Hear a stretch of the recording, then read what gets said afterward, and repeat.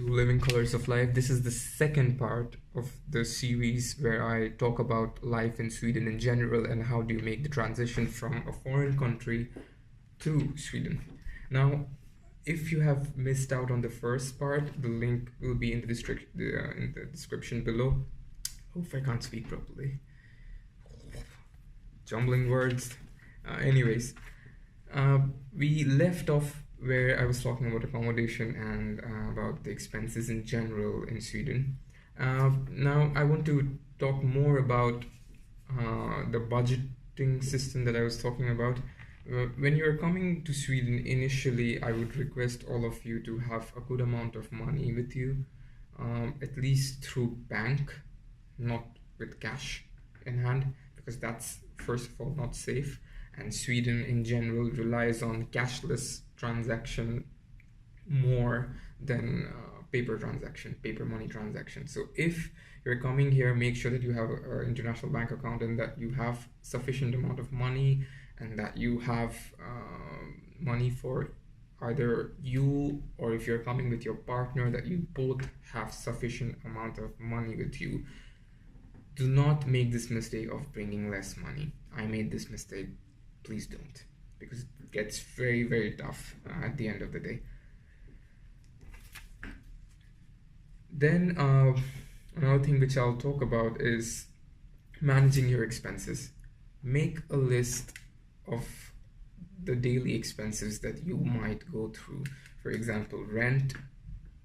And in rent, usually if you have a student apartment, the things which are included in a student apartment is internet, electricity, water, miscellaneous service charges, and other expenses. So everything is included, even heating. Sorry, I missed this out. Heating of the room, where, as you all know, that Sweden is in summer it's hot, but in winter it's very cold. And the majority time in Sweden, you will mostly experience the cold weather. So of course every student apartment has their own heating system. They have heated water, they have even the laundry rooms are attached to the buildings where you would be living. So if you want to wash your clothes, dry your clothes, everything will be there for you. There will be swimming pools, there will be saunas, there will be playing rooms, pool rooms, table tennis rooms, gyms. So these things will be inclusive in the student apartment.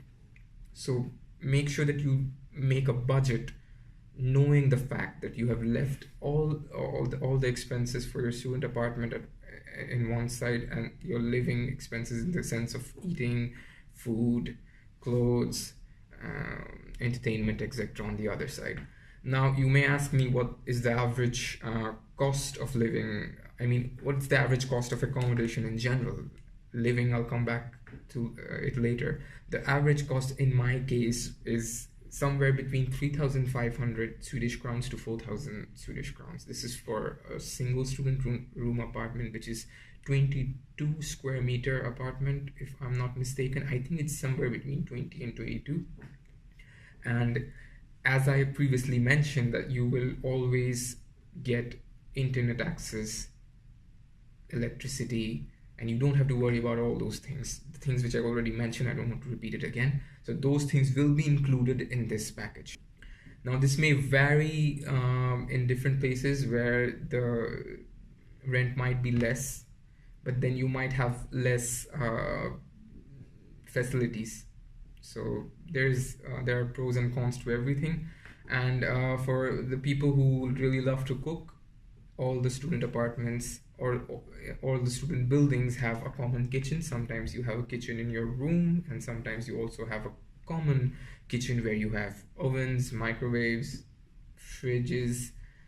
Everything you need to live, you will get in a student apartment, from lights, tables, beds, I don't know what else to think of, but utensils and everything else you need to bring yourself. So I will talk about those things shortly after. So this part now I'm concluding. Now let me come back to the living expense part. We've talked about the accommodation, now living expense. How much do you exactly need for food and for clothes and everything else? Now, there are certain shops in Gothenburg which I really like. For example, if I want to buy groceries and everything, I go to Lidl. Lidl, I'll link the link in the description below. I also have a Google review on Lidl, and I believe that for students, Lidl and Netto are pretty much very cheap when it comes to buying food. Now, again, you might be asking me that, okay, fine, what exactly is the price? Now, it may range from different values depending on what you want to buy, but in general, just keep in mind that in a month, at an average, you might need about 1,000 to 1,500 crowns for food if you're not eating outside too often. If you're cooking your own food, you might even need less, but 1,000 to 1,500 Swedish crowns is something that is like a rule of thumb. You need this much amount of money. So the rent, I'm considering between 3,500 to 4,000. Then you add in 1,500 more, add in a 500 extra in it, and make it 2,000. So near about 5.5 is going to be your average expenditure when it comes to living in Sweden.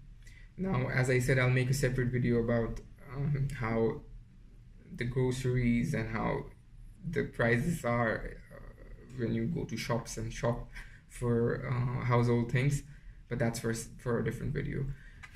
Next, I'll talk about what are the clothes that you want to bring in Sweden. Now, you have to make sure, you have to firstly understand, when are you coming to Sweden? Are you coming in the winter session, or you're coming when it's summer? So if you're coming when it's going to be winter, for example, after August, usually you will start to see snow in late October, September or October, and it snows pretty heavily when you come towards December and January. It becomes very snowy, and usually you only get 3 to 4 hours of sunlight, and then it's all dark. But in the summer, it's a different case. In summer, you won't believe let me show you how exactly it looks outside now. It's 7 p.m. Usually in my country, Bangladesh, it's almost dark at 7 p.m. But look at how it looks outside now. You see? I don't know whether it's focusing or not, but I hope it is focusing. So it's quite sunny, and you will still be able to see the sun till maybe 10 p.m. at night. So that's how it is. The sun sets nearly about at 10 p.m. So summer is a really different thing. The average temperature in Celsius would be like somewhere between 20 to 25 degrees Celsius, which is a very, very, very ideal temperature. And for me, it's like heaven. I love it. So if you're coming in winter, I would request you not to bring a lot of winter clothes from Bangladesh. Buy your winter clothes in Sweden, because the clothes that you will buy here are made for this climate. Usually people buy 3 layers of clothes when it comes to winter. So they have a thin, not a thin actually, undergarment that they wear inside, I mean, as a first layer of protection on both your top side and at the bottom. And then they have 2 additional layers of clothes that they wear, where the last layer is like something which is heavy, a little heavy duty jacket. So I would advise you guys to buy majority of the things here. I'll link some of the clothes in the description below, so that you have a good enough idea of how they look. If you can bring something, bring shoes with you, which are like winter shoes. But if you're planning to buy things from Bangladesh, make sure that the sole of the shoe is fairly made from good quality material, and the stitching is of good quality. But at the end of the day, I would still suggest you guys to buy things from here. So the essential things in winter is the 3 layers of clothes that you need to wear: gloves, your headgear, which is like some kind of a cap that would cover your ears so that you don't feel cold. Shoes are very important. So there's a concept of winter shoes in Sweden and the regular shoes. The winter shoes are designed so that you do not slip on ice, because most of the times the pavements will be icy. Always buy good quality socks with your shoes. So that's another thing.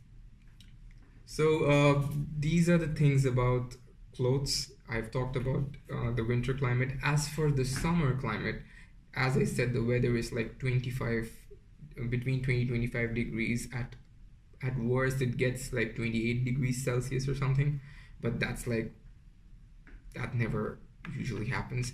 I'm wearing a t-shirt. I'm wearing this is something that I got from my country, Bangladesh. This is like a generic collared t-shirt.